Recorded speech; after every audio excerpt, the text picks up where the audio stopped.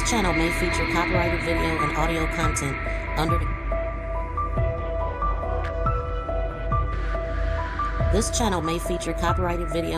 content under the guidelines of fair use permitted by copyright statute for purposes such as criticism, comment, news reporting, teaching, scholarship, and research. All content and credit go to the original creators. No copyright infringement is intended. Shout out to everybody in the building and everybody on the replay. So we got a lot to talk about today because Patel, he has a testimony before the Senate Judiciary Committee. And this actually started already at 9 o'clock. We're going to start from the top. Welcome in, everybody. Thank y'all so much for tuning in. Please be sure to like, share, and subscribe this video to this channel. What are we doing over here? Okay, so we're not going to waste a lot of time, but I am going to give you some information here, what to know today. So today, Patel is supposed to testify. Charlie Kirk, they're talking about the Charlie Kirk investigation. They'll have some Epstein questions. So we are interested to find out what's going on, and we're going to get into it right now. Drop down and let me know who's here. Please be sure to smack that thumbs up. Welcome in, everybody.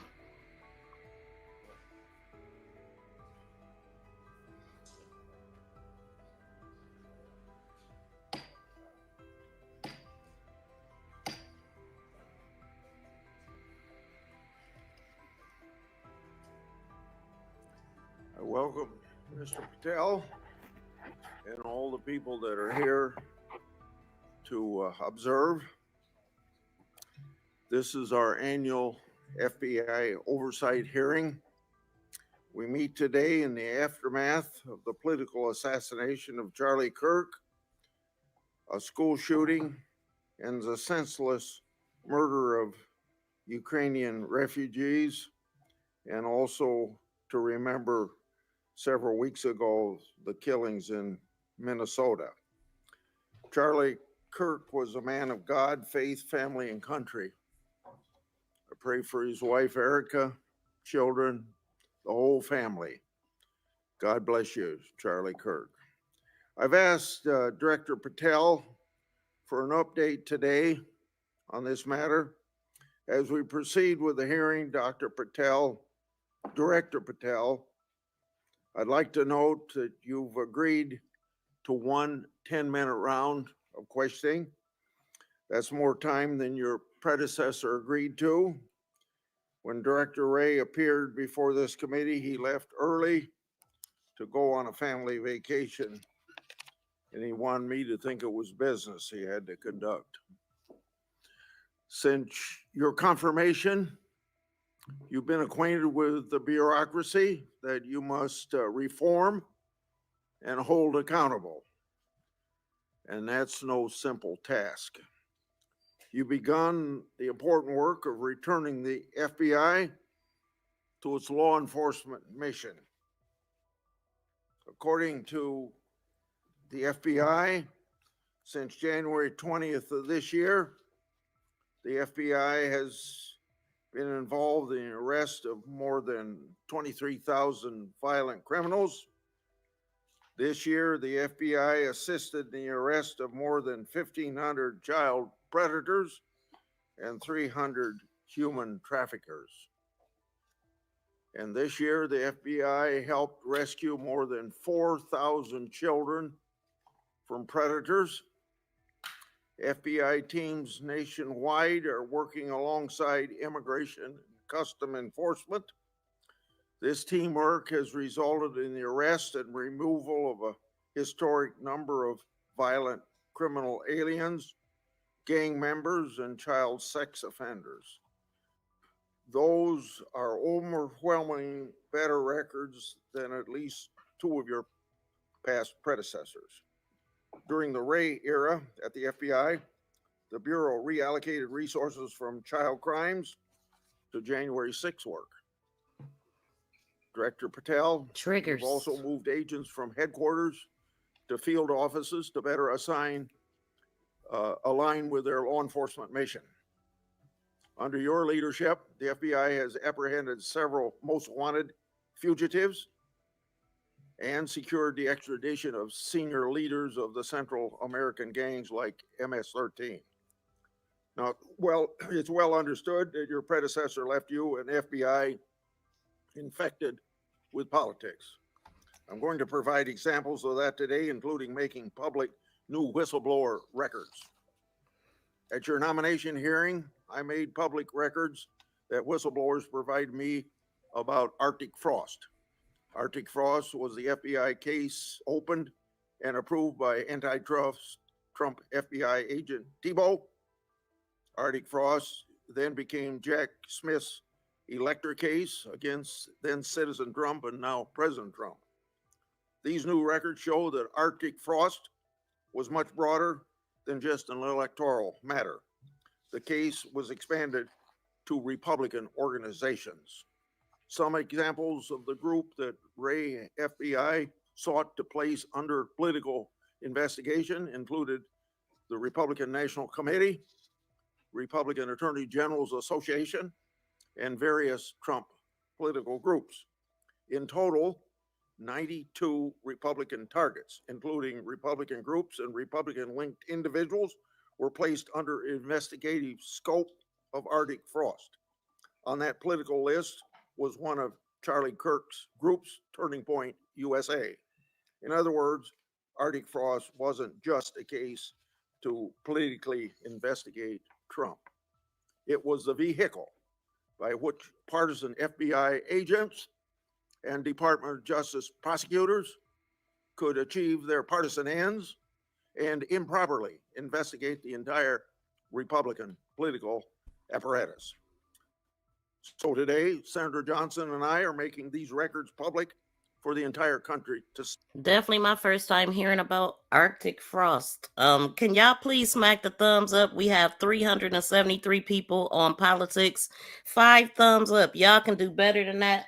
Please support the content, support the host, and just support the channel, y'all, by hitting the thumbs up and also by subscribing if you have not. But can y'all please, we got 773 people now on the politics side. Let me see how many people. We got 871 people total. Can y'all please smack the thumbs up, whichever side you're listening in on. Leftists are evil. Shout out to Bronze. Welcome in, fam. Thank you for tuning in. We definitely need some help in the chat a little bit. You know, we believe in freedom of speech over here. Just you don't have the freedom to be ignorant in my chat. But, you know, no profanity. If you do, misspell it because YouTube will hold your comments. But, y'all definitely can talk amongst each other, and I'll be tapping into the comments too. But please smack the thumbs up. And thank you to the people that just did.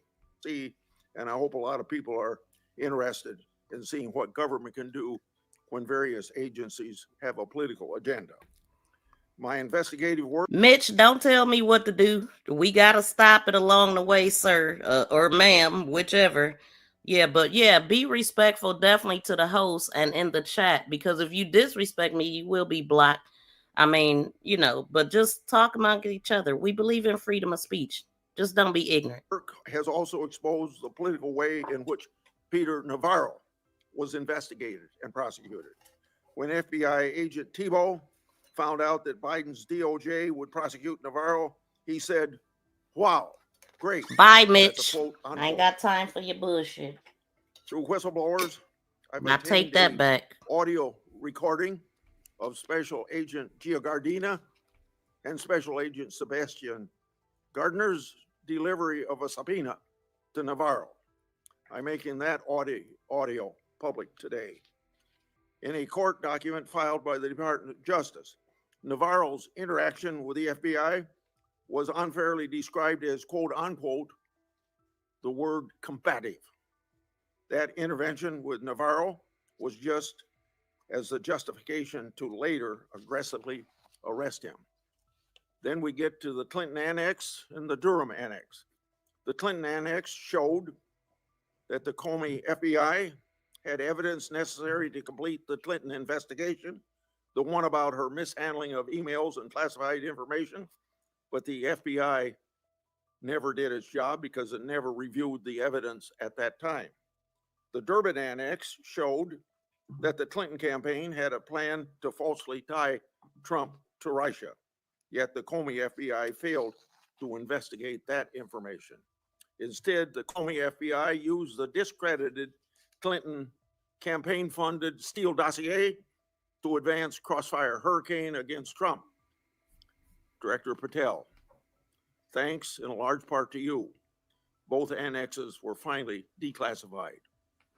Okay, so I'm still on this Arctic frost thing. So I want to know what it is. It says the term Arctic frost can refer to several different things, including a recent political investigation, a recent project, a type of citrus tree beverage flavor, which we know that's not it. So the political investigations, a recent FBI investigation targeting President Donald Trump was codenamed Arctic Frost. Reports from Senator Chuck Grassley and Ron Johnson allege that the investigation was politically motivated and conducted in violation of FBI rules. The senator claims that the anti-Trump agents and prosecutors exploited the case for political gain by relying on questionable evidence. The case was later incorporated into special counsel Jack Smith's cases against the former president.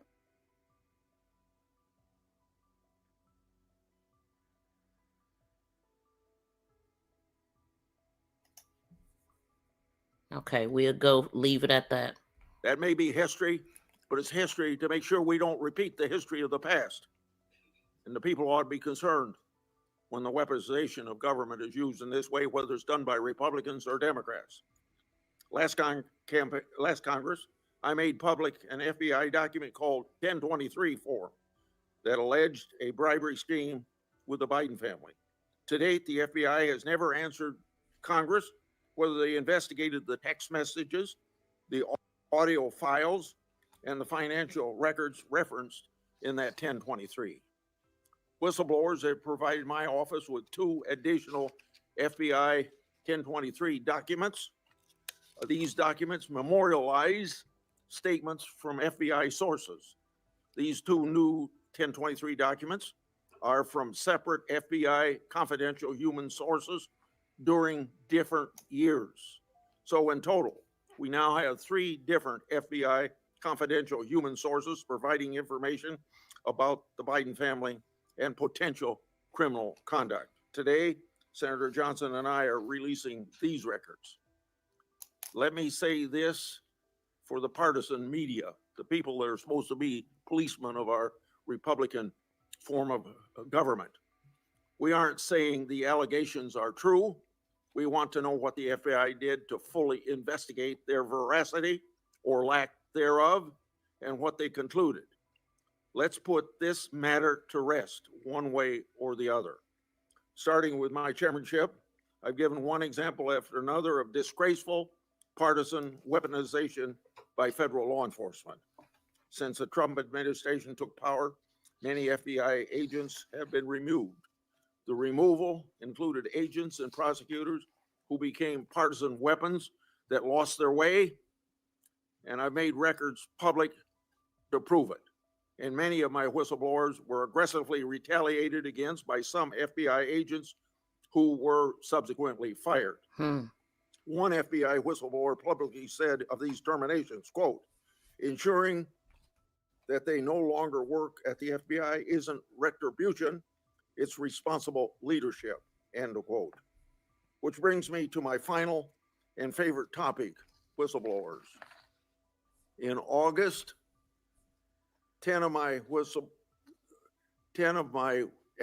whistleblowers secured compensation agreement because of your leadership, Director Patel.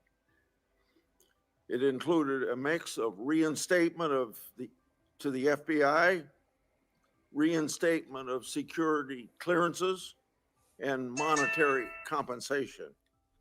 At the beginning of this month, Another of my FBI whistleblowers got their job back.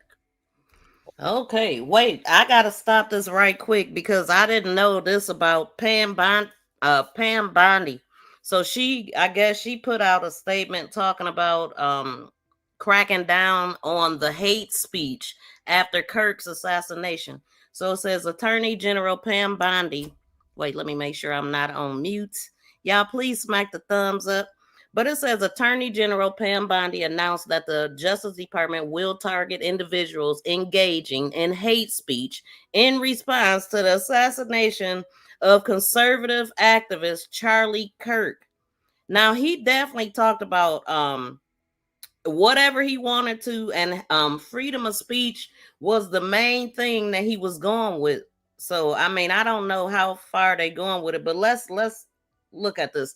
There also was a lady that was screaming, saying some crazy stuff about the unaliving of him, just like kind of like, just she didn't care. Okay, she wasn't on his side at all. She said a lot of things. We might even run across that video.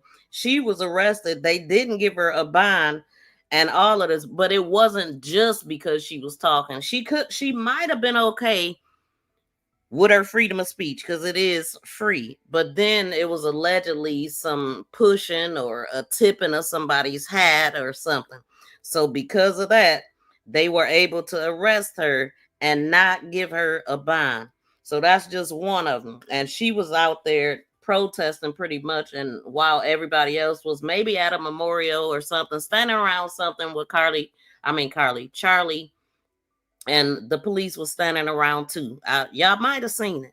But anyway, Attorney Pam Bondi announced that the Department of Justice will target individuals engaging in hate speech in response to the assassination of conservative activist Charlie Kirk, who was shot dead on September 11th.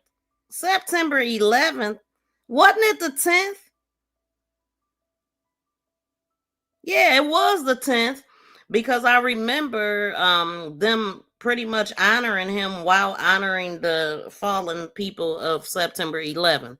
During a campus event in Utah, authorities initially identified the shooter as a disgruntled conservative supporter, but Pam Bondi attributed the killing to left-wing that's what I don't get, when this guy was from a Republican family. But maybe they got some more information. I don't know. Or they just making him all the way left wing because of the way that he thought. But he was raised a Republican.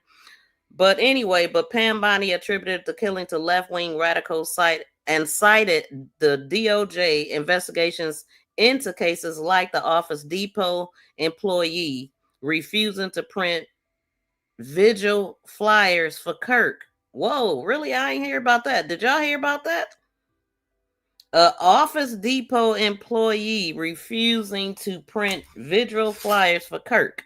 Her statements, which disguise hate speech from protected speech. What? Have drawn bipartisan criticism, including from conservatives who note that the irony given Kirk's advocacy for unrestricted expression, while legal experts and the ACLU stress that U.S. law protects offensive speech absent imminent harm. Meanwhile, companies such as NASDAQ and MSNBC have fired employees for mocking Kirk's death. So that is where we are with this. Let me see what she's saying right here, right quick. Let's see. There's free Hold on. speech, and then there's hate speech. And there is no place. There's free speech, and then there's hate speech. And there's free speech, and then there's hate speech. Yeah, it is. And there is no place, especially now, especially after what happened to Charlie in our society. That's crazy. Do you see more law enforcement going after these groups who are using hate speech and putting cuffs on people, so we show them that some action is better than no action? We will absolutely target you, go after you, if you are targeting anyone with hate speech, anything. And that's across the aisle. Man, listen, Charlie has said a lot of direct things to people. And I said yesterday, talking about he wanted execution. You know, he want to see somebody publicly executed, and directly saying that George Floyd died from a heroin overdose or whatever it was, fentanyl, when we seen what happened. But and I'm sure there's been a lot of other things. I just don't know the guy. I mean, I've heard bits and pieces, but come on. I mean, I feel like that should have been talked about prior to his death, because yeah, I mean, come on, wishing death on somebody is a lot. But I don't agree with anybody. I don't agree with it. I would never do it. But damn, you talking about, so laws is about to change behind this. They about to heighten them up, shut people down, shut them up, all that. Wow, that's the power right there. That is the power. That's the difference. All told, across government agencies, almost 20 whistleblowers have received fixes to their retaliation. Today, you'll get a lot of grief from some members of this committee, but in the short amount of time you've been director, you've corrected whistleblower retaliation, increased transparency more than any other FBI director I've seen, whether that FBI director was appointed by Republicans or Democrats. And I've been around here more than anybody else on this committee. I yield to Senator Durbin. Thanks, Chairman Grassley, for holding this oversight hearing during a critical period in the history of the Federal Bureau of Investigation. During my 4 years as chair, I held 4 hearings with then Y'all, FBI please smack Director the Wray. thumbs up. As a reminder to Republicans who claim the Freedom of Biden speech ain't administration free. weaponized the FBI, President Biden retained Director Wray, a lifelong Republican who was President Trump's nominee for the office. After his second election, in an unprecedented move, President Trump forced out Director Wray and nominated KASH Patel, arguably the most partisan FBI director ever. Director Patel came to the FBI with a political mission, and he spelled it out in writing in detail. He wrote, "Government gangsters, quote, the rot at the core of the FBI is not just scandalous, it's an existential threat to our Republican form of government," end quote. And with the power of his office and the blessings of the president, he attacked the FBI with a vengeance. Mr. Patel had falsely claimed the FBI, quote, was planning January 6th for a year, end quote. He even went so far as to produce a song by the January 6 rioters who violently assaulted police officers in the Capitol. He compiled an enemies list of public servants he called government gangsters, like former FBI Director Mueller, whom Patel called, quote, an utter swamp creature. Former Trump officials who served with Mr. Patel warned us he would weaponize the FBI to protect the president's allies and target his critics. And indeed, Director Patel has already inflicted untold damage on the FBI, putting our national security and public safety at risk. Since January 20th, Shout out to the over 1,800 people in here. In this 1.5K just on politics, can y'all please smack the thumbs up and subscribe to the channel? Do anybody know how Charlie Kirk felt about hate speech? I'm about to post this right now and let y'all know how he felt about, because he was big on freedom of speech, right? He specifically spoke on hate speech and what it means. So let's I'm gonna put that in. We're gonna keep listening. But y'all, thank you for everybody that is hitting the thumbs up. But please smack that thumbs up by double tapping the screen or hitting the 3 dots upper right to get to the thumbs up button. the Trump administration has engaged in an unprecedented purge of FBI officials. As we heard from highly credible whistleblowers, Mr. Patel was involved in directing this purge even before he was confirmed, despite his sworn testimony to this committee. It began with terminations and forced retirements of all 6 nonpartisan career officials who run all 6 branches of the FBI, the executive assistant directors. Since then, at least 18 of the 53 special agents in charge of FBI field offices have been removed, along with many other senior officials. Individual agents have been targeted for termination simply due to the work that they were assigned, such as January 6th investigation. In fact, according to former acting FBI Director Brian Driscoll, in a lawsuit filed last week, Director Patel made this very plain, telling Driscoll personally, quote, that his own job depended on the removal of agents who worked on the cases against the president, end quote. And even though he knew, quote, the nature of summary findings were likely illegal. At the same time, Director Patel has installed MAGA loyalists as political appointees in key career positions, including conspiracy theorist Dan Bongino as FBI Deputy Director, the first time in the history of the FBI that this position has not been held by a career FBI agent. Director Patel has also reportedly initiated loyalty test, requiring dozens of officials to sit for polygraph exams and answer inappropriate questions about whether they've made negative comments about him personally. Of course, as is often the case in the Trump administration, the rules apply to thee, but not to me. As we understand it from highly credible sources, key members of Director Patel's senior executive team and others on the 7th floor had disqualifying alerts on their initial polygraph exam. Well, how did they survive? They survived because of a personal waiver by either the director or the attorney general to remain employed by the Bureau. Understand the context. Can y'all please help me reach my goal of 500 thumbs up by smacking the thumbs up, the 3 dots upper right, and or double tapping the screen. It is free, y'all. It is free. So I'm putting this in right now. This was actually a post that Charlie made back in 2024. Shout out to my BFF in the building. We have a goal of 500 thumbs up right now. Can y'all give me a count of the thumbs up? I mean, I don't even see 100 yet, y'all. Y'all are something else. Hold on. Let me throw this in here. And I want to give y'all time to hit the thumbs up. Thank you to the 102 people that hit the thumbs up on politics. But we have 1.1 K people over there. Can y'all please smack the thumbs up? Please smack that thumbs up, y'all. Now, I would have too many. Let me let this play since I got to do something else. Next year, political operatives in key positions, given the routine FBI polygraph exam, failed and had to receive waivers to continue their positions.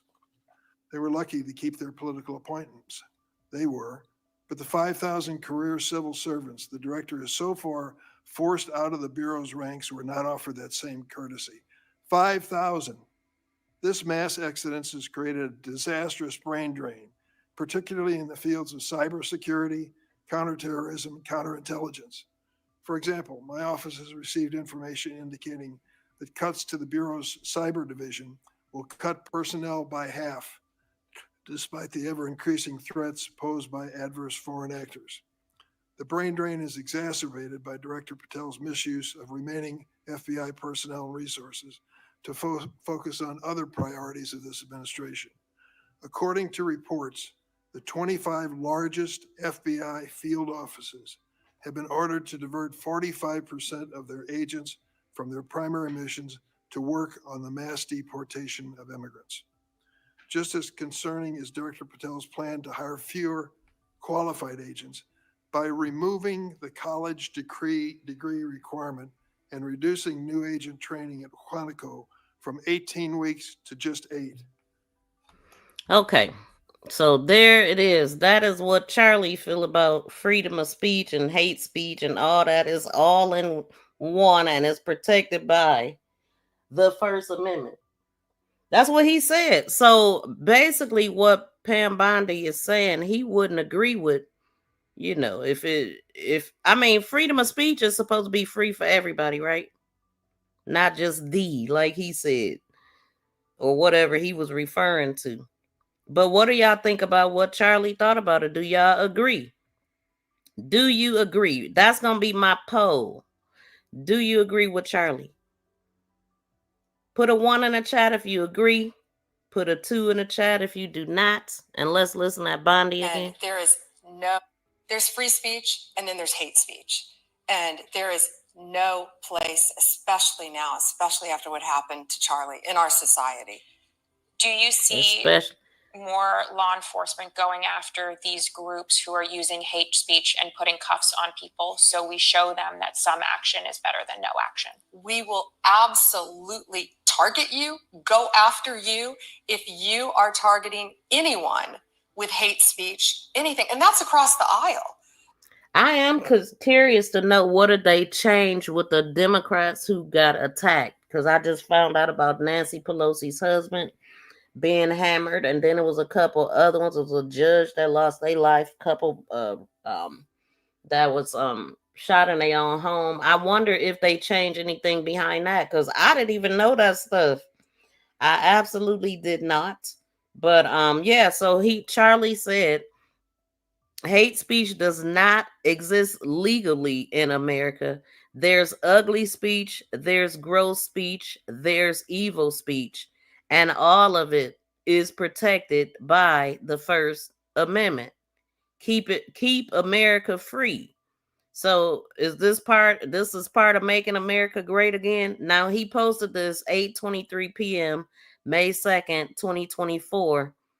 And a bunch of people reviewed this, watched it and everything. So I just want to know what y'all think about that.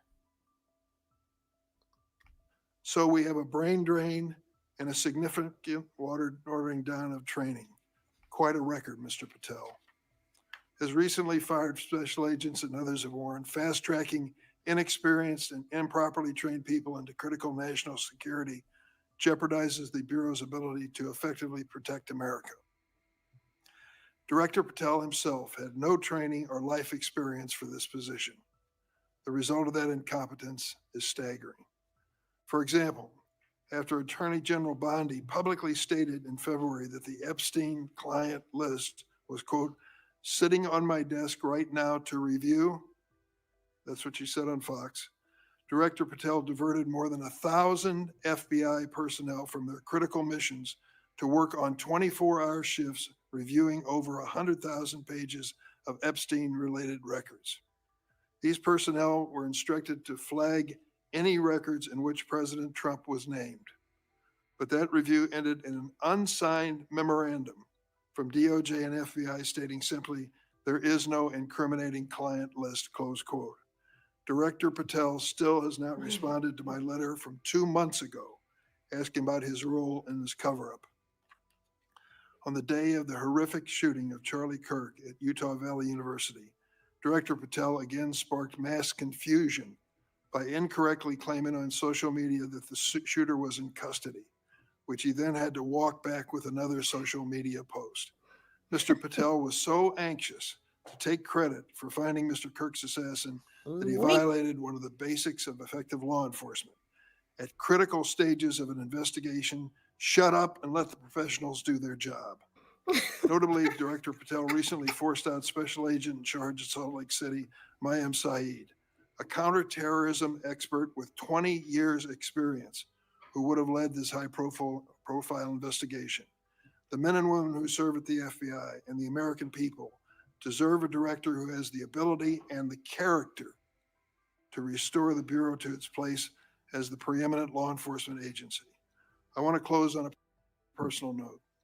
I came of age in the 1960s. We experienced a number of horrific assassinations, including President John Kennedy, Senator Robert Kennedy, and Dr. Martin Luther King. We are going through a similar period of division and political violence. All of us in public life, on both sides of the aisle, have a responsibility to bring down the temperature and to work to unite the American people. Let's be clear. Republicans are not Nazis and Democrats are not evil, as Mr. Patel has claimed. Democrats are not responsible for the murder of Charlie Kirk, and Republicans were not responsible for the murder of Melissa Hordman. Our political opponents are not our enemies. We are all Americans, and we should be working together to keep the American people safe and protect their constitutional rights. Thank you, Mr. Chairman. Would you please stand so I could swear you? Do you affirm that the testimony you're about to give before this committee will be the truth, the whole truth, and nothing but the truth? So help you God. Please be seated and you can give your statement now. Thank you. Good morning, Mr. Chairman, Ranking Member Durbin, and members of the committee. It's an honor to be here with you today as the 9th Director of the FBI. I want to provide by providing a briefing into the tragic assassination of Charlie Kirk. It's important that this FBI is transparent as possible without jeopardizing investigations. Charlie Kirk was shot at 12:23 p.m. on September 10th. I think this timeline is critically important. Less than a day later, the FBI at my direction released the first set of images of the suspect that we captured based on our analysis on the ground. Later that evening, while conducting extensive interviews and cell phone analysis, and also flying out evidence response teams and hostage rescue teams and evidence tacticians who were collecting evidence in live time and flying them back to Washington, D.C. in our laboratories for immediate analyses, we were able to extract video from the campus feed, and at my direction at 8 p.m. in partnership and promise to working with the public to bring this fugitive to justice, we released a newly never before seen video of the suspect. We also released new enhanced photos of the suspect. A few hours later, that suspect was in custody pursuant to the interrogation of the suspect's own father, who stated, "When I saw that video that you released, I recognized it was my son, and I confronted him, and he was handed over to lawful law enforcement authorities." That is the FBI working with the public, as I promised, being transparent and providing critical information along the way in the manhunt for the suspect and suspects involved in Charlie's assassination. We received over 11,000 tips in the first 24 hours alone. We received 16,000 submissions to our digital media enterprise and tip lines. That is a large number of material to go through. I want to thank President Trump and the Attorney General, Pam Bondi, for their unwavering support and commitment of resources to this and all investigations. I also want to especially thank our colleagues in Utah, Governor's Office, DPS, and the sheriffs out there. State and local law enforcement partnership has been a cornerstone since I took over at the FBI, and it was no different here. And our teams in Salt Lake City, our SACs out there across the country, our lab technicians in Quantico who raced to complete the evidence analysis so the public could have the answers they need. These people worked through the night without sleep. We have over 1,000 people in here collectively, right? And most of them, I see 1,000 on the politics channel. Can y'all please smack the thumbs up? We want to get to 500 thumbs up goal while we're on here. Can y'all please help us reach our goal? And also, can you subscribe to the channel so you don't miss anything? We cover politics and crime. Yeah, so double tap the screen or hit the 3 dots upper right to get to the thumbs up button. Thank you. For days on end. They are to be commended. They are not to be attacked. And many. Oh, and also the poll has been dropped. And this is the question. This is what Charlie said. And this is, I posted this because, you know, a lot of laws is about to tighten up on hate speech because of Charlie, according to Pam Bondi. But this is how Charlie feels about it. And some people might be just coming in. So this is what Pam Bondi said. Target you, go after. There's free speech and then there's hate speech. And there is no place, especially now, especially after what happened to Charlie in our society. Do you see more law enforcement going after these groups who are using hate speech and putting cuffs on people so we show them that some action is better than no action? We will absolutely target you, go after you if you are targeting anyone with hate speech, anything. And that's across the aisle. That's across the aisle, she said. Deserve to be assassinated. Okay, let's keep going. More people I don't have time to thank here today. But I do want to thank the American people, especially the mission of the FBI is for them and with them and by, with, and through them. And it's that mission and that ethos that I brought to this investigation and so many others. And that's why that suspect is in custody. We cannot do our job without the American public and credible reporting in the media. And that's why Tyler Robinson is in custody today, about to face charges. The last time I appeared before this committee was in January for my confirmation hearing. I told you then that if I were confirmed, I would provide and do everything I can to provide a safe and secure America. I promise to provide the courageous men and women of the FBI the tools and resources they need to crush violent crime and defend the homeland. I pledge myself to commit to full transparency, oversight, and accountability so we could restore the public's trust in the FBI. That's exactly what I've done. Under this administration, the FBI has arrested more than 23,000 violent criminals. That's more than twice for the same time period from last year alone. 23,000, more than twice from the same time period last year. We've taken over 6,000 illegal firearms off the streets. That number is an exponential increase. We've identified and located more than 4,700 child victims. More than 4,700 child victims have been found by this FBI. That is a 35% increase from the same time period last year. 1,500 child predators have been arrested. That's a 5% increase from the same time last year. 300 human traffickers have been arrested. That's a 10% increase from the same time last year. Over 350 members of Tren de Aragua, foreign terrorist organization, have been arrested, and we have 42 ongoing cases. That is a 250% increase from the same time last year. Those are just some of the things the FBI is doing differently and better because we are leading the mission to crush violent crime and defend the homeland. We have also arrested captured four top 10 fugitives from the FBI's top 10 most wanted list. To put that in perspective, that's the same amount I've captured in 7 months that my predecessor did during the entirety of the Biden administration. Those are real results, and the credit is to the men and women at the FBI. We've been able to achieve these results because the FBI recognizes violent crime doesn't just happen in Washington, D.C. That's why one of my first decisions as a director was to get the people, the Bureau's professional staff, out to the field. And we've done that with great speed. And every single one of your districts and states has received a plus up of FBI personnel, agents, and special operators to the tune of almost 1,000. We did that because crime had unexpectedly and unacceptably exploded across the country. In fact, one of the stats that the American people should thank the FBI the most for is we are on track to have the lowest murder rate in modern American history. The lowest murder rate by double-digit percentages. A major factor in the drop of this violent crime is the FBI's flagship Operation Summer Heat. We use this initiative at the direction of the president and the attorney.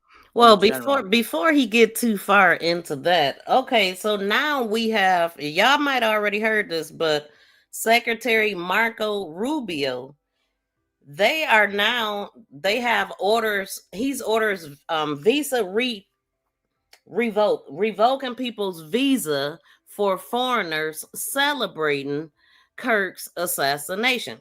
So it says the Secretary of State, Marco Rubio, announced on September 16th, which is today, 2025, that the U.S. will revoke visas and deport foreign nationals publicly celebrating the assassination of conservative activist Charlie Kirk, who was unalived on September 10th. They got it right this time, in Arizona by a lone gunman with apparent political motives. The policy justified as a safeguard for American values against glorification of violence relies on social media monitoring. So they're going to be going after content creators and follow Rubio's earlier revocations, targeting students, protesters, and Chinese students over security issues.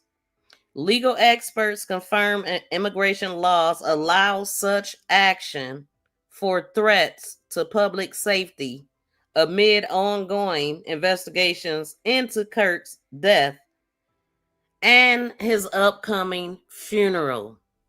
What do y'all think about that? Now let's hear what he had to say behind this. Let's see.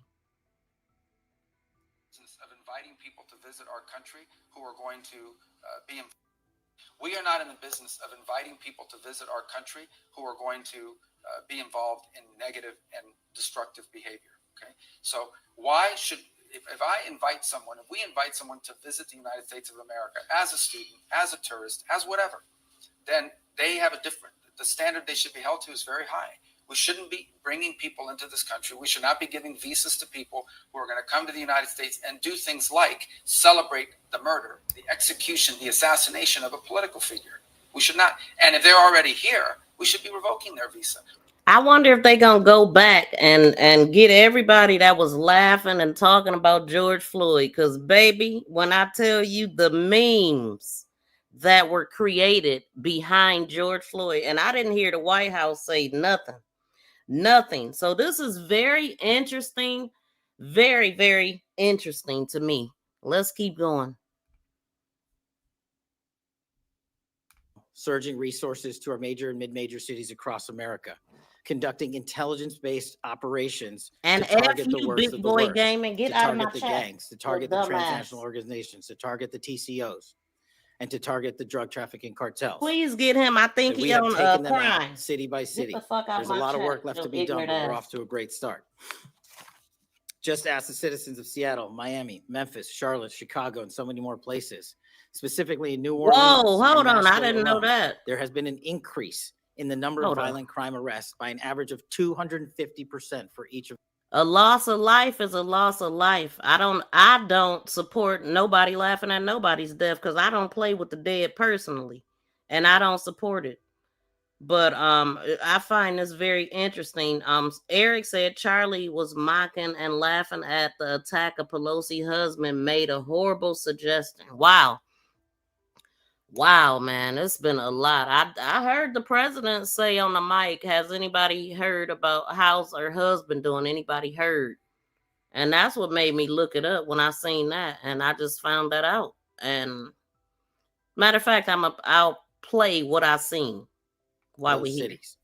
And there has been a drastic reduction in crime across the board in mid-major cities across this country, thanks to the men and women of the FBI. How are we doing that? We are attacking the drug epidemic. We've seized nearly 1,000 kilograms of meth and cocaine off the streets of America. We've taken over 60.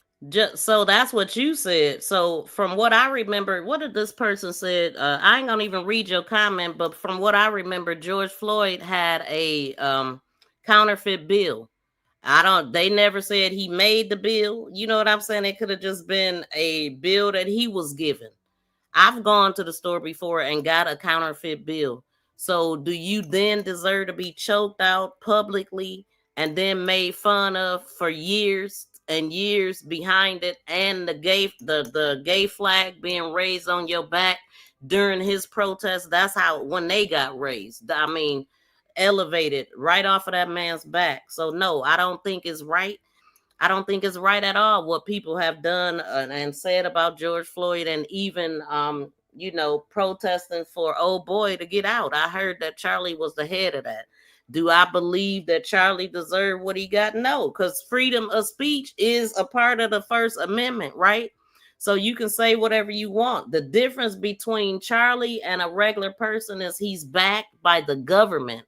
He linked a lot of these people together. He's a very powerful person that I just learned about. And he's powered by by Donald Trump, is what I'm saying. He said this man is like a son to him. I never heard of him before in my life, before September 10th. So I'm still learning some things. I've only heard a few things. It's not only a few things that you need to hear. And so it's just very interesting how everything is changing. Everything is changing behind this, and we'll be watching. We'll just be paying attention to how everything changes and what all unfolds, because this is very interesting. Very, very interesting. 1,600 kilograms of fentanyl off the streets. Maybe one of the greatest achievements we have this year. 1,600 kilograms of fentanyl. That's a 25% increase from the same time last year. To put things in perspective, that's enough fentanyl to kill a third of the American populace, 115 million Americans. We're also going after the companies that manufacture these precursors overseas in places like mainland China and their cutting agents. In fact, this month in Cincinnati, we announced groundbreaking charges aimed at the individuals and businesses responsible for flooding these opioids and their precursors and cutting agents into the streets of America. And for the first time that I can remember, we are charging these businesses and enterprises, not just in America, but in mainland China, and seizing their operational necessity to have money by seizing their cryptocurrency wallets. We're also equally important to protecting the homeland. We know we have a no-fail mission. We're committed to keeping our nation safe from terrorism, cyber attacks, and foreign adversaries. Whether stopping threats inspired by foreign terrorist organizations or lone wolf actors or sponsored by hostile nation states. This year, we've already made nearly 60 counterintelligence arrests. 60 counterintelligence arrests this year alone is a 30% increase from the same time period last year for the CI work at the FBI. I'm proud when we can share our successes, such as when an espionage charge was brought against an active duty U.S. Navy sailor caught spying for the People's Republic of China. But I want the American people to know the FBI is protecting the homeland from foreign adversaries in a way that will never make the news. And a lot of the good work that they do will never be able to discuss in this setting. We're working on cyber threats. We're attacking malware infrastructure, going after ransomware attackers, delivering a new partnership with the private public sector engagements we've taken with the companies who are attacked by these foreign adversaries and nation state actors and individual enterprise rings from around the world. We are combating Salt Typhoon, Vault Typhoon, Flax Typhoon, and so many other ransomware and cyber threats this nation faces. We're also arresting people such as Tajik National in Brooklyn, who is suspected of sending tens of thousands of dollars to support ISIS. We're going after the new form of what I refer to as modern day terrorism in America, 764 crimes that involve harming our children by going after them online, causing self-mutilation, suicide, sexual abuse, and steering them in the wrong direction. Currently, we have 3,500 international terrorism investigations. Triggers. Specifically, we have in this country 1,700 domestic terrorism investigations, a large chunk of which are nihilistic violent extremism, NVE. Those who engage in violent acts motivated by a deep hatred of society, whatever that justification they seem is. The FBI has seen a 300% increase in cases opened this year alone versus the same time last year. In the last couple of months, the FBI secured a guilty plea for a man in Tennessee who attacked an energy facility with drones and explosives. We secured the indictment of a violent Sinaloa cartel faction leader in Chicago on narco-terrorism charges. Our folks in Sacramento collaborated with domestic and international partners to secure a guilty plea for a leader of a transnational terrorist organization who solicited the murder of federal officials. But the Bureau's job is not done. I'm committed to this transparency. Mr. Chairman, you alluded to our work with Congress. To date, in the 7 months that I've been FBI director, we have produced 33,000 pages to the United States Congress, 33,000 pages. Just to put that in perspective, my predecessor in his 7-year term issued 13,000 pages to Congress, and his predecessor in his 4-year term issued 3,000 pages to Congress. I've issued 33,000 pages in 7 months, and we're going to keep going. I'm dedicated to restoring the trust that the public has and needs in the integrity at the FBI, and it's being done every day by the men and women of the FBI. Now, I know that there's a lot of talk about Epstein, and I'm here to testify that the original sin in the Epstein case was the way it was initially brought by Mr. Acosta back in 2006. The original case involved a very limited search warrant or set of search warrants and didn't take as much investigatory material it should have seized. If I were the FBI director then, it wouldn't have happened. The search warrants were limited to small time periods to include 2002 to 2005 and 1997 to 2001. Mr. Acosta allowed Epstein to enter in 2008 to a plea and non-prosecution agreement, which then the courts issued mandates and protective orders legally prohibiting anyone from ever seeing that material ever again without the permission of the court. The non-prosecution agreements also barred future prosecutions for those involved at that time of those individuals. Still, this administration, at the direction of President Trump, has done more to turn over all the credible information we are legally able to do so, and we will continue to work with Congress to achieve that end. Under the direction of the president, thank you for your support for our mission to working to jointly deliver transparency and congressional oversight to the United States. Lastly, I want to close with the president's initiative here in Washington, D.C. as an example of what we're doing around the country. And I think our next city is Memphis. 21,000 arrests in D.C. with our federal partners, a huge decrease in violent crime, 60% decrease in gun crimes in Washington, D.C. in the last month, 74% decrease in carjackings in Washington, D.C. in the last month, 53% decrease in homicides in Washington, D.C. in the last month. The drugs are disappearing. People are freely walking around the states, and we're restoring the nation's capital to its glory. That work is through the interagency process that the FBI is proud to be a part of, and the initiative spearheaded by President Trump and the Attorney General. And perhaps most notably for investigations in Washington itself, it was the intelligence that the FBI gathered through our source network here in D.C. that helped us identify the suspects in the horrific murder of the D.C. intern Eric Tarpinian. We're proud to be a part of that investigation. We're proud to put the resources to bear of the FBI. So it sounds like they bypassing Chicago because they fighting them to not come there. And if they end up, wherever they end up, that just means the governor didn't fight for them not to come. They're allowing it. So if they end up in Memphis, that's what it is. Chicago is fighting it. They don't want them there. And they doing all kind of stuff to prevent them from coming. And in closing, Mr. Chairman and members of the committee and Ranking Member Durbin, I'm honored to be the 9th director of the FBI. I'm not going anywhere. If you want to criticize my 16 years of service, please bring it on. Thank you, BFF, for working so hard. I appreciate you. And Bronze, thank you too. Shout out to Blue Lotus. Welcome in. Thank you for liking and sharing. I appreciate that. I've observed whether it's Republican or Democrat. Before he get too far into that, okay, so JD Vance has spoke out. You know, well, we know that he actually hosted. Wait, was it him or? Yeah, JD Vance was the one that hosted. No, it was KASH Patel, I think.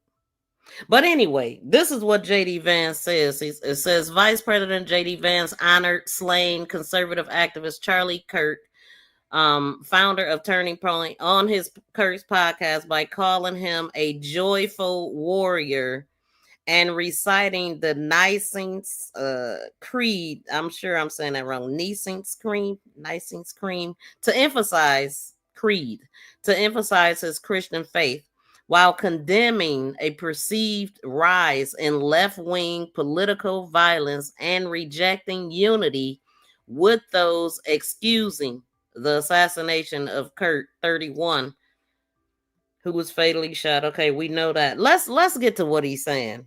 It says Vance, while on the side of the aisle, certainly has its crazies. It is statistically facts that most of the lunatics in American politics today are proud members of the far right. That's what the person said that posted this, but let's see what he's saying out his mouth. The aisle certainly has, and while our side of the aisle certainly has its crazies, it is a statistical fact that most of the lunatics in American politics today are proud members of the far left. Oh, that's what he said. Okay, that's what he said. Wow. Well, okay. All right, let's keep going. It's want a yes or no answer. What y'all think about that? The witness and the senators talking over each other. So I thought what I'd do this time, rather than have that happen, if there's something you don't get a chance to both sides answer, are crazy because of the demeanor of a Republican or I Democrat cannot senator, disagree. before we, when we get done with that questioner, I'd give you a chance to fill in if there's something you didn't get a chance to say. Since 2019, I've sought greater transparency about Jeffrey Epstein and the government handling of the matter. I've continued to investigate during this Congress. Director Patel, was Jeffrey Epstein an intelligence asset for the United States government or the foreign government? And if so, which agencies or governments? Anybody can get it, BFF said. Mr. Chairman, I can only speak to the FBI as the director of the FBI, and Mr. Epstein was not a source for the FBI. Okay. Would you commit to providing my office with all classified, non-classified records relating to the Epstein matter? I will commit to providing all records I'm legally permitted to do so. Release under the court orders. tapes.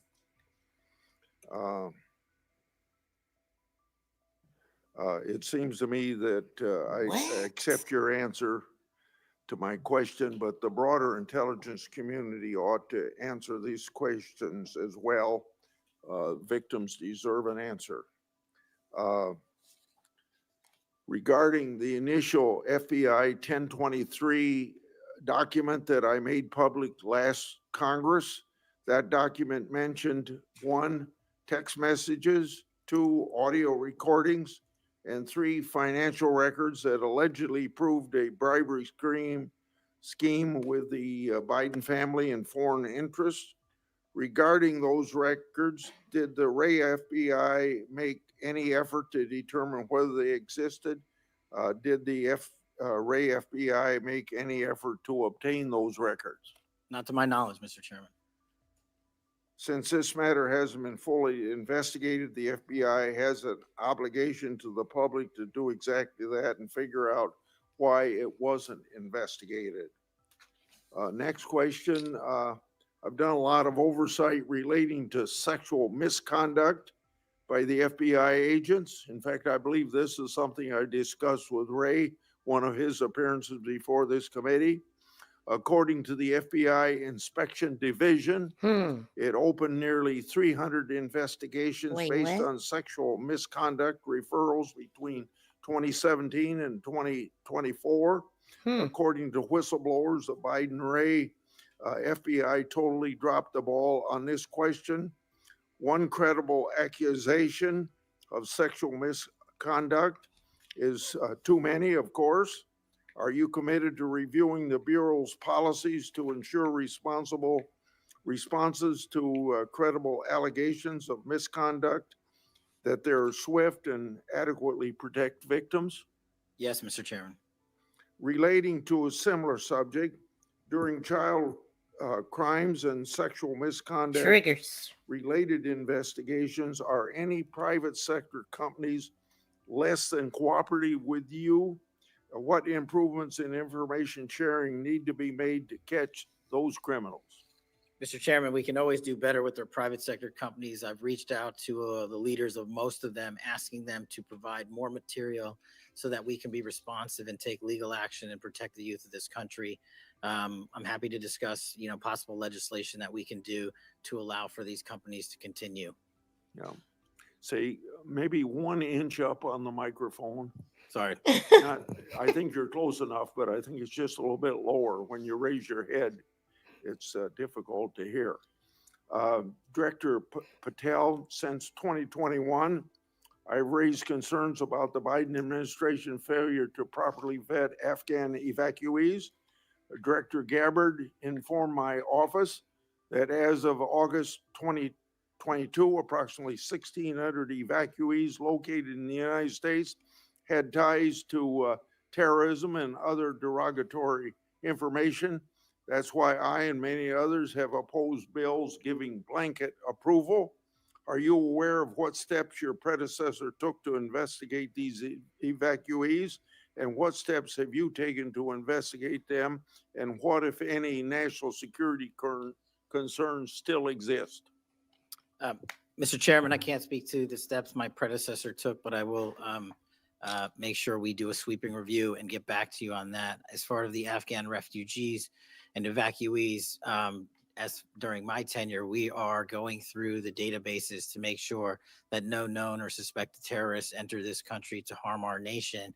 And also, as my resolve as FBI director, one of the first acts we undertook was a manhunt of one of the Abbey Gate bombers and leaders in that crime spree that killed 13 brave Americans. And within 2 weeks, we caught one of the leaders of the Abbey Gate bomber and brought him to justice here in 2 weeks from Pakistan. And so my commitment to you on Afghanistan in all matters is complete and without border. Through my and other investigations, we found that the Biden administration lost thousands of undocumented children. We never heard a peep from senators wanting to help find them, even after I invited them to do so.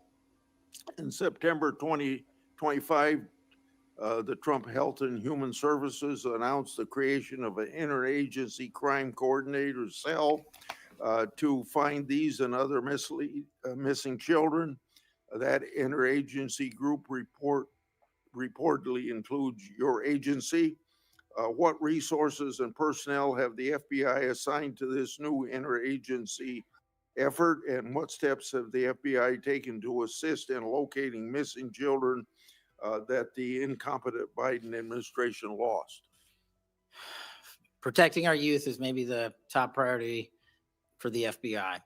As it specifically relates to your question, Mr. Chairman, as I stated, we've surged resources not just to this cell, but across the nation to our FBI's field office to locate children who have been trafficked, who have been victims of sexual abuse. And we have located 4,700 children in the 7 months since I've been FBI director. Triggers. And that is a 35% increase from the same time period last year. And we're not stopping, and we're committed to doing that work on our tribal lands as well. And we are finding victims of child trafficking and child abuse every county and every district, and we're not going to stop. Okay.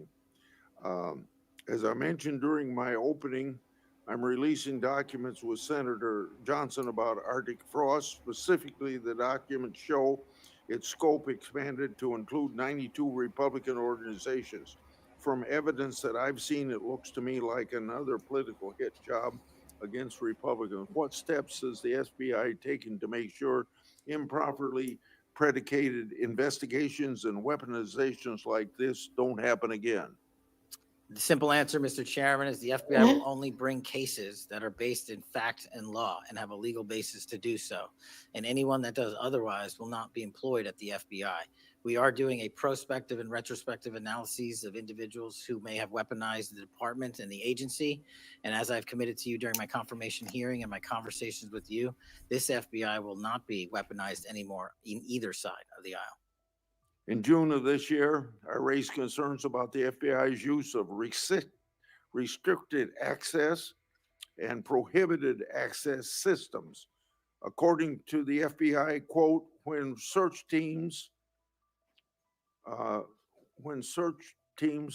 that exist in a prohibited access status cases are searched in Sentinel, the particular search will receive a false negative Sentinel search response, end of quote. Clearly, this is not only affects FBI agents, it impacts congressional requests and court cases, and the Biden administration used it to thwart oversight. How are you ensuring that restricted access and prohibited access files are produced to Congress during court cases? And have you identified any Biden family records in restricted and prohibited status? As I've committed to you with my transparency initiative, whether it's restrictive or prohibited, every single thing we can legally provide to Congress, we will. We've also restructured how these restrictive and prohibited cases are labeled and provided access to more people in the chain of command so that more people have knowledge of what these restricted and prohibited cases are, including myself and the deputy. Do you commit to providing any records that are available? I do, sir. You publicly said that your team, quote, found a room that Comey and others hid from the world in the Hoover building full of documents and computer hard drives no one had ever seen or heard of. That's a quote from you. I've received a whistleblower disclosure that the room contained some information kept outside the FBI record keeping. I also have been informed via a whistleblower disclosure that the room included materials related to Special Counsel Mueller, former Director James Comey, and other documents maintained outside of the FBI.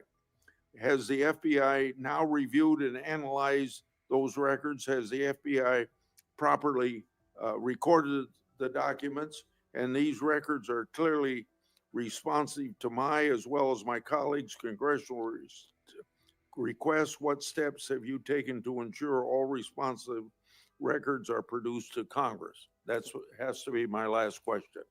what's supposed to happen is leadership at the FBI is supposed to, pursuant to the Records Act, correctly store these records at our Information Management Division, IMD. In this room, we found a plethora of hard drives, computers, hard documents, soft documents that were not so recorded, a voluminous amount of information. So we are continuously processing that information. So A, we subscribe to the Records Act and commit that those records will be kept permanently at the FBI. 2, we are reviewing those materials. A lot of those materials are related to ongoing investigations. Okay, so and 3, can y'all please smack the thumbs up? You know what I'm saying? I appreciate everybody tuning in. We have 271 on the politics channel with 190 thumbs up. Can we get 271? We have a goal of 1,000 thumbs up, and we have collectively 560 people in here. So can I get 560 thumbs up, whatever side you're listening in on? And I also want to say thank you to everybody hitting the reactions, everybody tuning in, subscribing, thumbs up, and all of that is free. I greatly appreciate y'all, but we do have a goal. So can y'all please help us reach that goal? Thank you for tuning in. My name is Miss V. We talk about crime and politics. And 3, we are on a rolling basis providing Congress the documents that we can, and we will continue to do so. Okay, thank you very much, Senator Durbin. Thank you, Mr. Chairman. Director Patel, in addition to the extensive purge of nonpartisan career FBI official reports indicate that dozens of remaining officials have been subjected to polygraph exams to test their loyalty. My understanding is that approximately 40 officials have been asked to sit for a polygraph during your administration, and several have been asked whether they have ever made negative comments about you. Director Patel, FBI agents pledge their loyalty to the Constitution of the United States, not you personally. What is the basis for requiring polygraph exams of your workforce and asking them if they've made negative comments about you?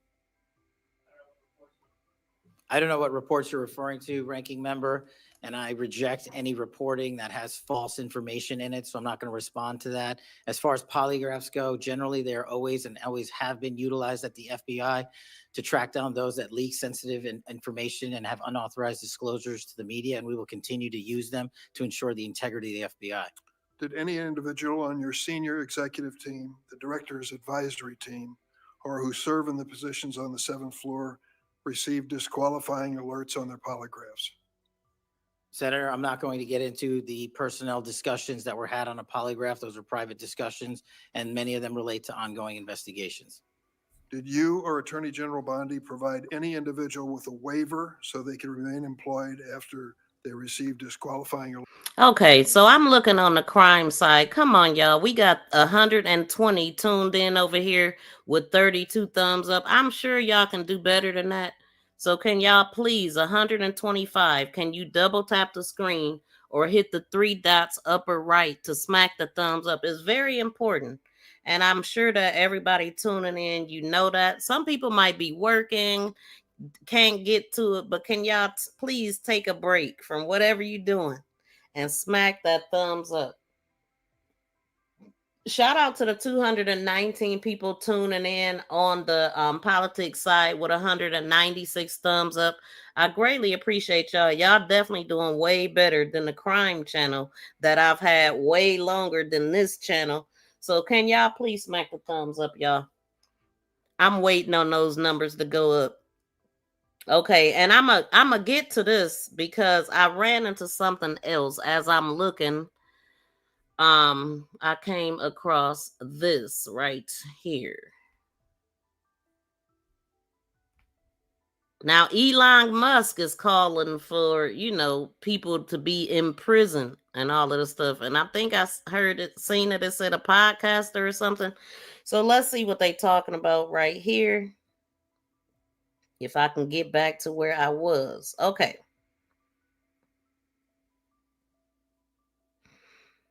So it says Elon Musk demands streamer Destiny's imprisonment after Kirk's assassination. Do anybody in the chat know of this Destiny person? Shout out to the people on the politics channel with 201 thumbs up. Thank you for hitting the thumbs up, everybody. So Elon Musk demanded the imprisonment of a streamer, Stephen Destiny Bonnell II, on September 16th, which is today. We breaking news over here, okay? So y'all could at least smack the thumbs up for that. So after Bonnell's live stream, comments suggested conservatives should fear violence at events to curb their rhetoric. Following the September 10th assassination of Kirk. So, hold on. All right, let's see. Okay, so the thing that I have put up here. Breaking: Elon calls for top wing streamer Destiny to go to prison for incitement of murder and domestic terrorism on felony charges. He can resume streaming when he has served his term. Let him say what he wants, but then also pay the price under the law. Destiny said, "You need conservatives to be afraid of getting unalived when they go to events. Right now, they don't feel like there's any fear." And he said he should be in prison for that.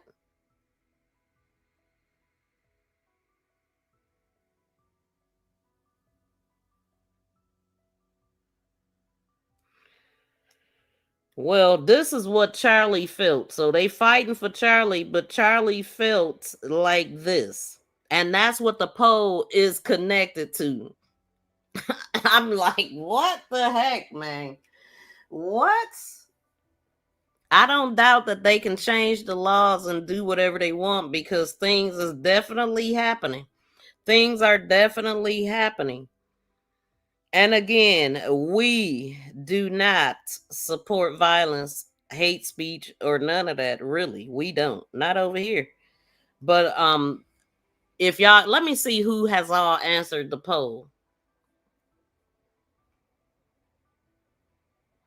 Okay, so I mean the votes are going up. All speech protected under the First Amendment. So yeah, y'all do agree that all speech is protected under the First Amendment. The reason why we even have that is because of what Pam Bondi said, that, you know, some heads is about to roll behind talking bad about him. They about to really crack down on hate speech. And I know that also YouTube has a rule against that. They do. They changing it up. It's always been that. But yeah, that's, you know. Shout out to the 75 people that voted. I mean, the 91 people that voted so far. And again, it was in reference to this post that Charlie made, comparing it to what Pam Bondi is saying. He feel like all speech is protected under the First Amendment, and they're feeling like, no, you need to go to jail for saying this about Charlie.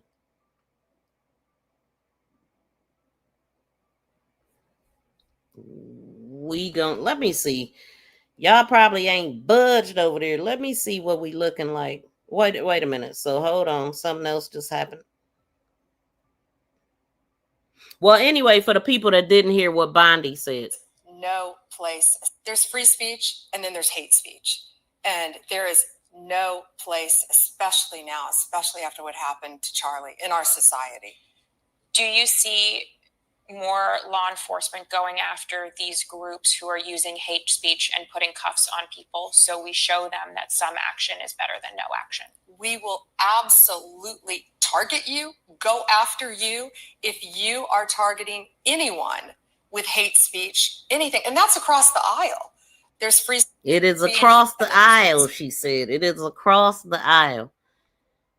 We'll be paying attention to what happens. Alerts on their polygraphs. I'll have to get back to you. You don't remember that? No, sir. My priority is protecting the American public, not getting into the weeds of polygraphs. And to have a decent memory when you come before a committee.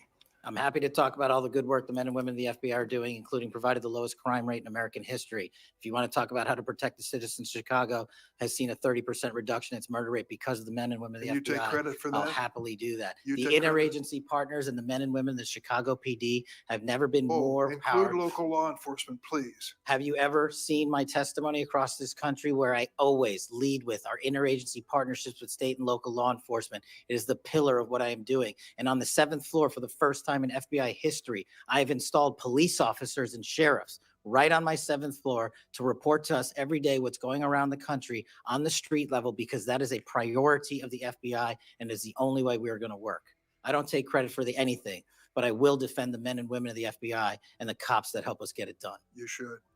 Director Patel, to your knowledge, did a whistleblower ever make a disclosure to Attorney General Bondi indicating that the New York field office was withholding Epstein-related records? I'm not familiar with that whistleblower. You know that there was such a whistleblower? I'm not familiar with that whistleblower. In response to the blowback she received, Attorney General Bondi also pushed the FBI to review approximately 100,000 Epstein-related records on an arbitrarily short deadline in March, and the FBI was directed to flag any documents that mentioned President Trump.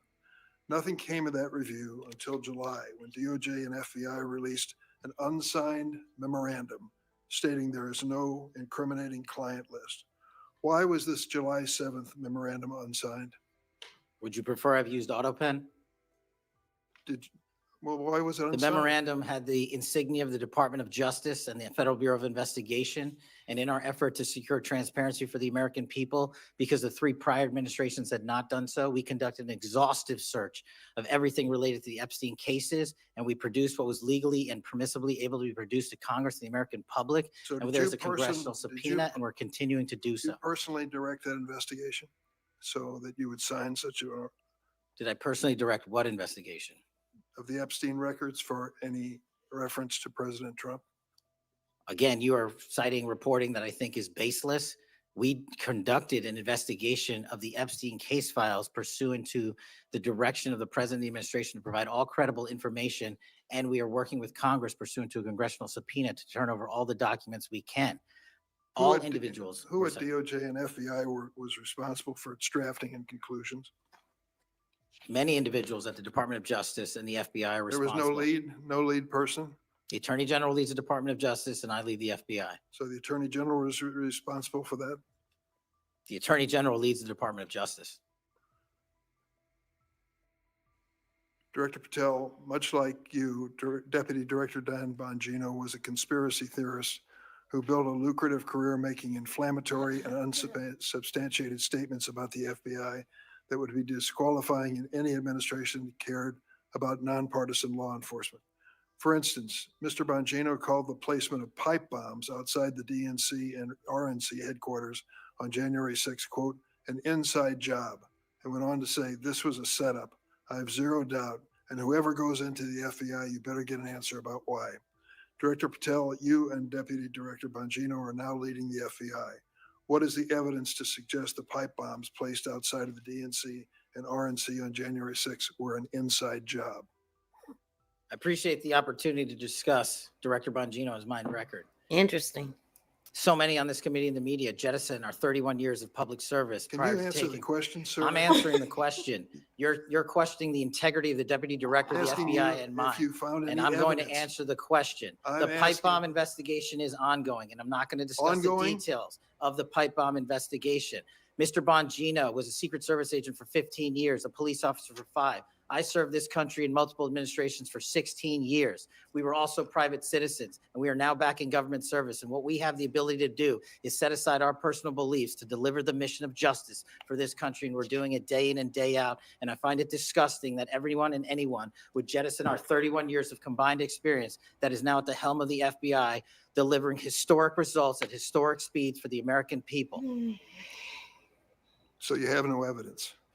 I got a lot of evidence, and I'll give it to you when I can. Yeah, looking forward to it. There's a New York Times story this morning about Chris Meyer. As I understand it, he was your personal pilot, at least for some period of time. Mr. Meyer has quite a record himself.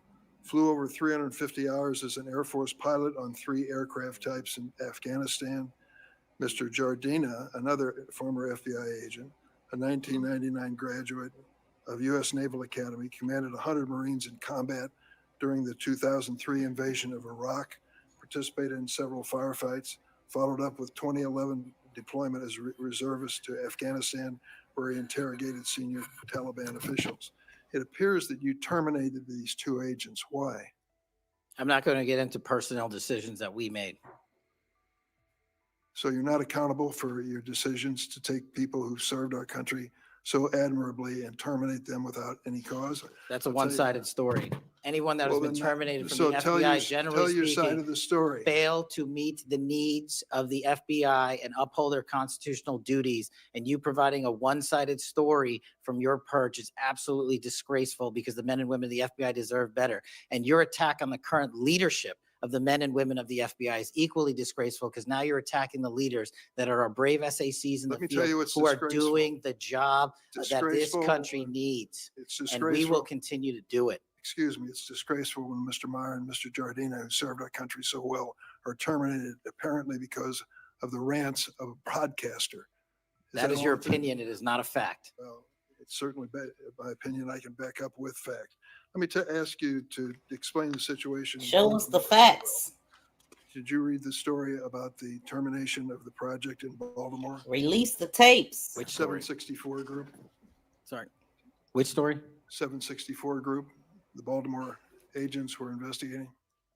Are you familiar with that? No, sir. Well, I'm not going to go into detail. It would take too long to do it. But apparently that this group, 764, a nihilistic, violent extremist group, seeks to blackmail children to perform vile acts on a camera, under investigation by Baltimore, which was terminated by you. I'd like you to respond in writing, if you will, as to the circumstances of that termination.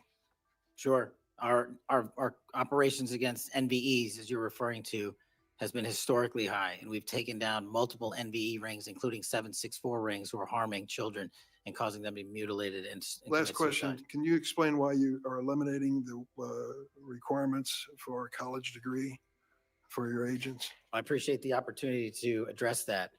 You said in your opening statement, we are reducing the training requirements at Quantico. We are not. We are expanding them. You are referring to an 1811 crossover program, because I believe the men and women of places like the DEA, the ATF, and the Marshal Service and the Secret Service who want to work at the FBI should deserve that opportunity in a shortened bridge program, which we provided. We are also keeping the 18-week BFTC as is traditionally been held at the FBI.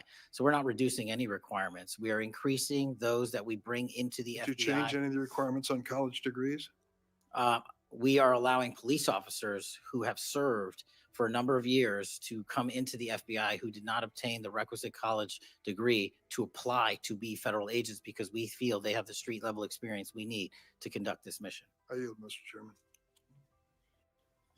I have to respond to this business about you not treating employees properly, because I served under the previous administration when Democrats willingly turned a blind eye to Biden administration retaliation against my whistleblowers. They didn't get due process when their careers and lives were upended. I'm talking about people like Dina Perkins, Jeffrey Veltri, Timothy Dunnan were removed from their positions. Several whistleblowers were reported that they targeted FBI employees for their political beliefs by suspending and revoking security clearances. One FBI whistleblower said that Perkins, Vetri, Dunnan, and other FBI leaderships were, quote, responsible for what happened to me and my family, ensuring that they no longer work at the FBI isn't retribution, it's responsible leadership. Another whistleblower that is a registered Democrat said they spoke out against abuses in security clearances processes committed by FBI senior leaders, particularly Veltri and Perkins. Then Perkins and Dunnan suspended their security clearances and put them in unpaid leave. I'm going to put some more examples like this in the record so I don't take up a lot of time for my colleagues. Senator Graham. Thanks, Senator. Welcome to the committee. The numbers sort of speak for themselves.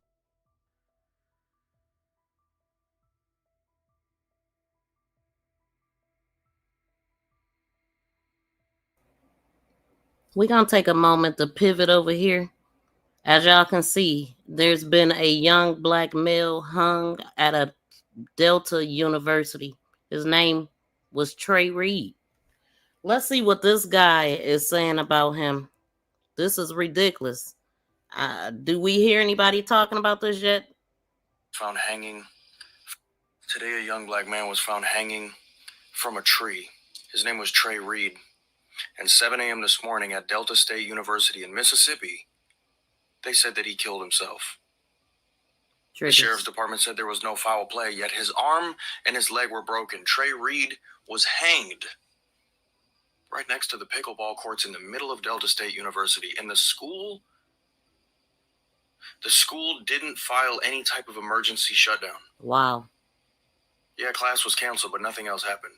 Wow. This type of violence against black and brown bodies is so normalized that all they feel they have to do is cancel class for the day. Now, if you're more upset by the unaliving of Charlie Kirk than you are by the lynching of Trey Reed and the countless before him, something's wrong with you. You need to assess. You need to internalize. You need to look within. Tomorrow, tonight, you need to figure out why you're racist.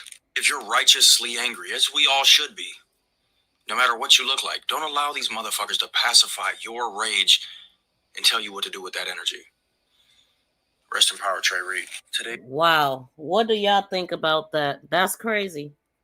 Now, wow. And we do want to make it clear that this has been going on. Jelani Day. I mean, not Jelani Day, but yeah, he was found in water, but we know that they did it. We have Javion McGee in North Carolina that I covered and interviewed his parents. So we know that it happened and the things that happen behind it, the folks that go down behind it, nothing. It just ends up being said that they did it to themselves. Now, I did see, and I just heard him say that both, his arms, I heard somebody earlier say his arms, both his arms and legs was broke, or at least one of them. He was beat up and all kind of stuff. But this is the kind of stuff that they do and never admit that it was somebody else that did it. Was there no cameras on this university? I mean, look how quickly we're here. This don't solve nothing. It ain't gonna bring him back. It ain't gonna bring neither one of them back. Taking him is not gonna bring the one back. This wasn't even black on. This wasn't even had nothing to do with black folks at all. This is the person that took this man out right here.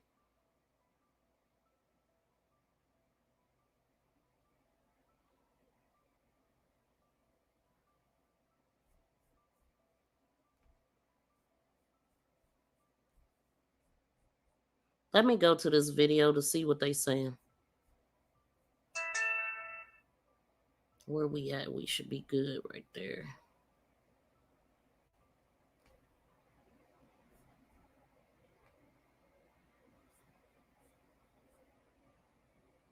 Tonight, there are unanswered questions in the hanging of a Delta State University student. Good evening. I'm Megan West. And I'm Troy Johnson. A 21-year-old found hung in a tree on campus early this morning. That body found around 7 o'clock by a faculty member. The discovery led to all classes being canceled. The family of the victim, Trey Reed, describe him as a quiet, light, sweet, and well-mannered person. They are asking for prayers tonight as Delta State students react to the unsettling news of his death. Authorities say the body of 21-year-old DeMartavian Trey Reed was found hanged from a tree by a faculty member near the pickleball courts. Word spread quickly throughout the Cleveland campus, leaving students and others concerned and worried. Well, because I am a Black student, hearing that happened to another Black student, it really made me feel, it's make me feel unsafe. I do have to walk to class, and I like to go walk on the track, and it would be happy to know like what happened. Delta State University Police Chief Michael Peeler says investigators found no evidence of foul play. But pending an investigation, further investigation, and also from the medical examiner's office, we won't have more information until that part has been done. And members of Reed's family are insisting on a thorough investigation. Please, please, please, please do your research on this. Do not let them sweep nothing else under the rug.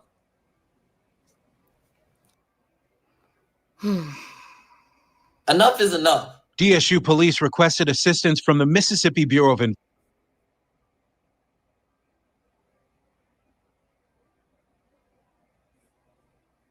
Investigation, Bolivar County Sheriff's Office, and Cleveland Police Department. Meantime, students hope they can get answers about Monday's shocking and unsettling discovery. I'm a nursing student. I have to walk early mornings or wherever the case may be. So it's just about just knowing what happened and knowing how to move on campus. You know, continue try to be out and be seen and be noticed, or if it's probably safer to stay in your room. And, you know, like, we just need to know how to move. Or do we need to go home?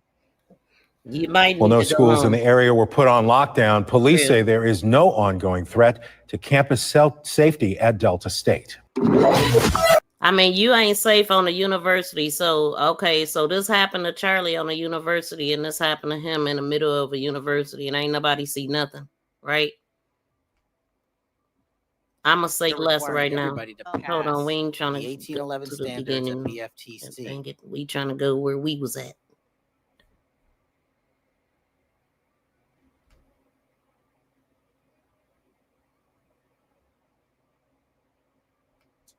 Your own testimony to that grand jury. Since then, that chief judge that you mentioned, Judge Boasberg, has written, and I'm quoting him here, Federal Rule of Criminal Procedure 6E allows witnesses like Patel to divulge the contents of their testimony, meaning that nothing was preventing him from doing so before the committee. Can we confirm here today that there is no court order of any kind that limits your ability as a witness before the grand jury to discuss your own testimony to that grand jury? We can confirm that pursuant to my action, that grand jury testimony has been released, the transcript.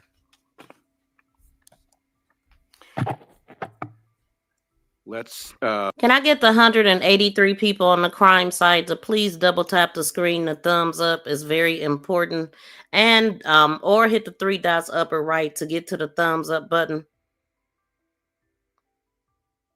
Thank you to everybody that's voting on the poll too. Thank you to everybody that's listening in, and special thanks to the people that are actually hitting the thumbs up and subscribing to the channel. Thank you to the 220 people or 221 people or 226 people who has hit it on the politics side. Thank y'all for understanding English and the importance of it. And crime ain't but. I think one person just hit the thumbs up. So we got 46 thumbs up on the crime side. We have 163 people tuning in. And y'all got 46 thumbs up. Can y'all smack the thumbs up, please? Shout out to the politics channel at 264 tuning in and now 228 thumbs up. Thank y'all so much for getting it. I appreciate y'all. In what forum was it released, may I ask? Publicly. Okay, we'll check on that. The FBI does background investigations. In the case of a U.S. attorney, Janine Pirro, it has come to light that in a civil proceeding, that Fox News executives, prior to her confirmation, called her, I'm quoting here, a reckless maniac who makes, quote, insane comments, and said, I don't trust her to be responsible, and noted her penchant for what they called random conspiracy theories on weird internet sites. My question to you is, did that turn up in her background investigation? For any background investigation, Senator, we do not discuss those publicly. And for every background investigation, when there's an adjudication, it is not made by me. It is made by the career professionals who run the inspection division and background check system. Do you know if that information was found? You see, we're an oversight body here, and there are really three possibilities here. One is that the FBI background investigation didn't find that stuff. That's worth noting because these investigations, full field background investigations, are supposed to find that stuff. That's possibility one. Possibility two is that the FBI did in fact find that information and then did not report it to the administration or to the committee.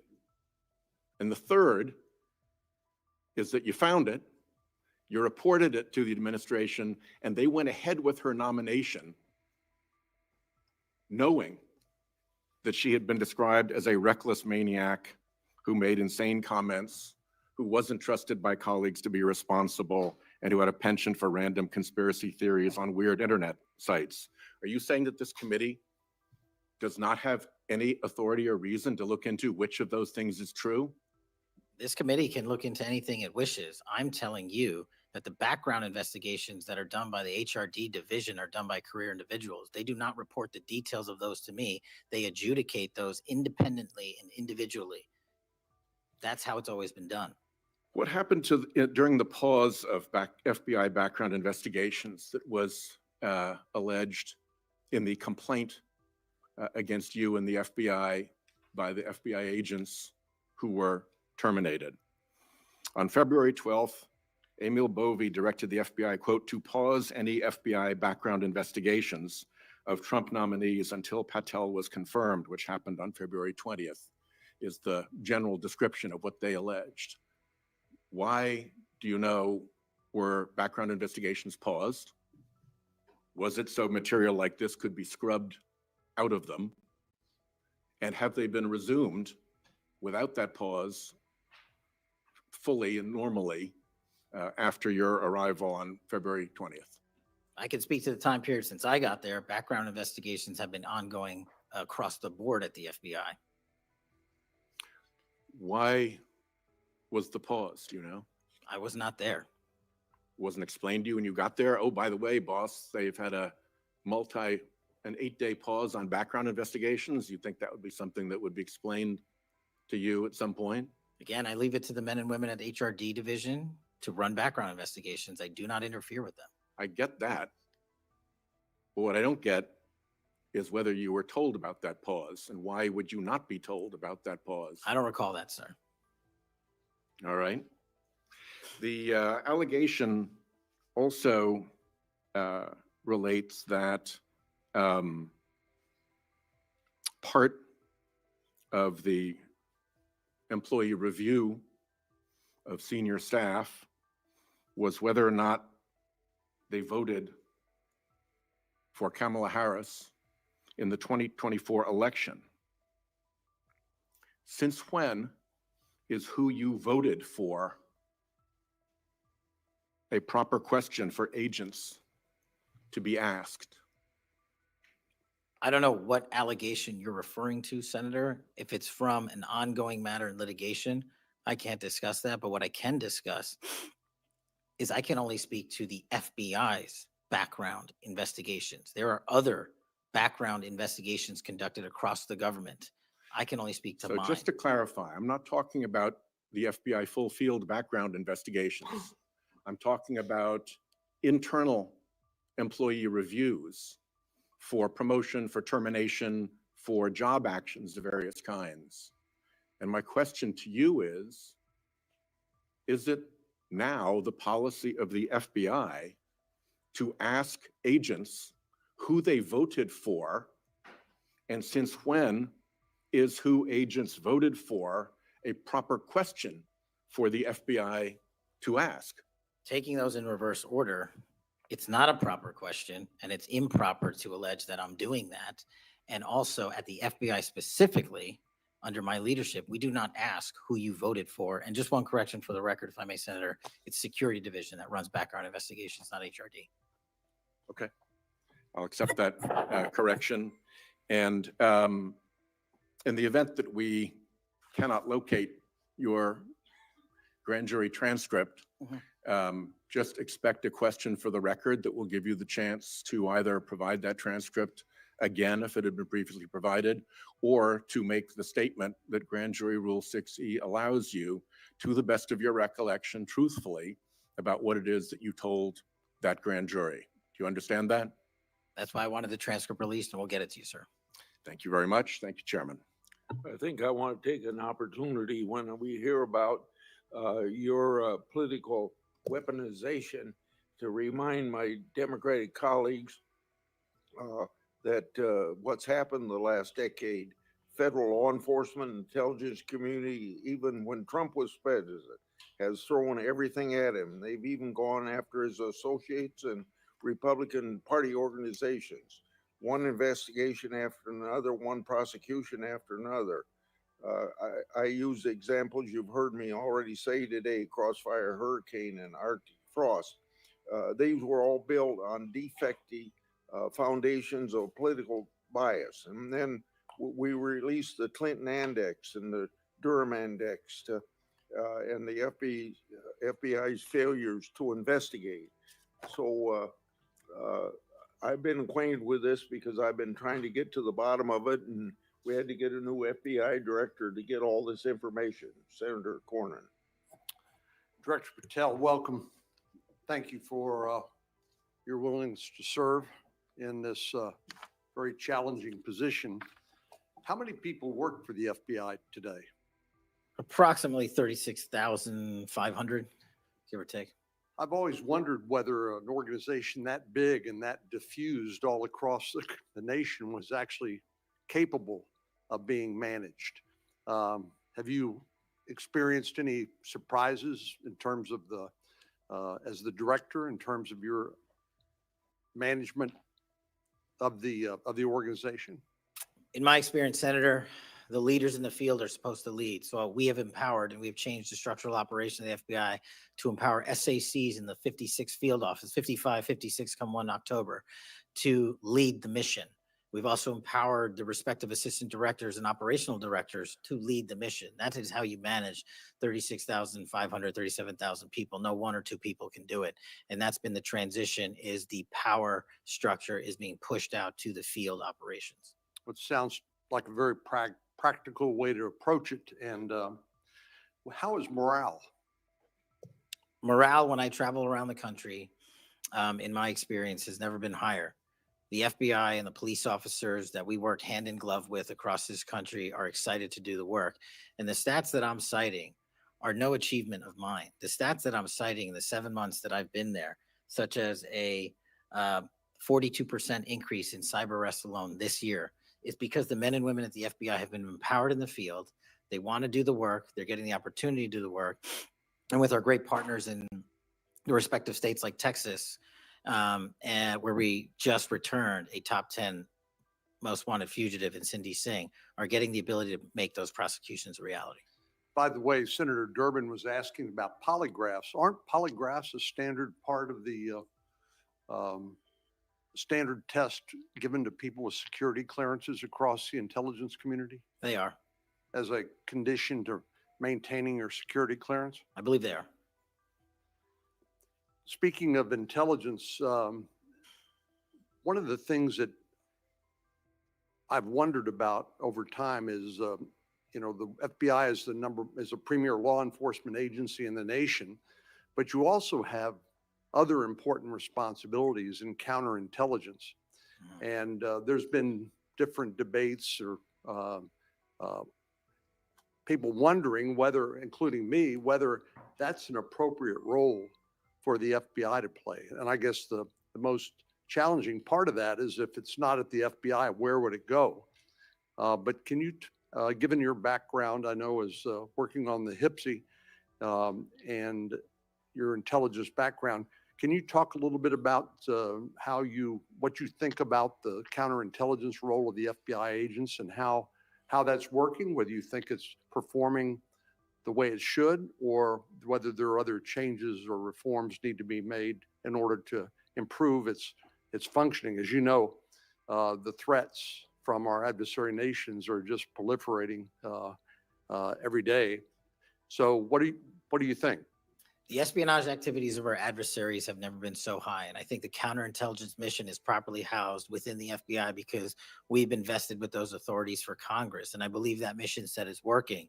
And if I can, sir, since January 20th of this year, the FBI has made 55 arrests on the counterintelligence mission alone.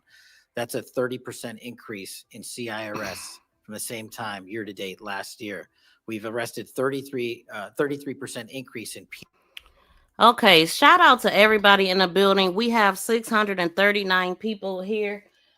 Shout out to the 320 and the 245 thumbs up on the politics channel. So with that being said, we gonna end right here, but another live stream is about to pop up and we gonna continue this on the stream. So you don't have to go anywhere. You can stay right here and hit the next live stream that pop up. Shout out to everybody in the building. Please stay tuned. We'll be right back, y'all.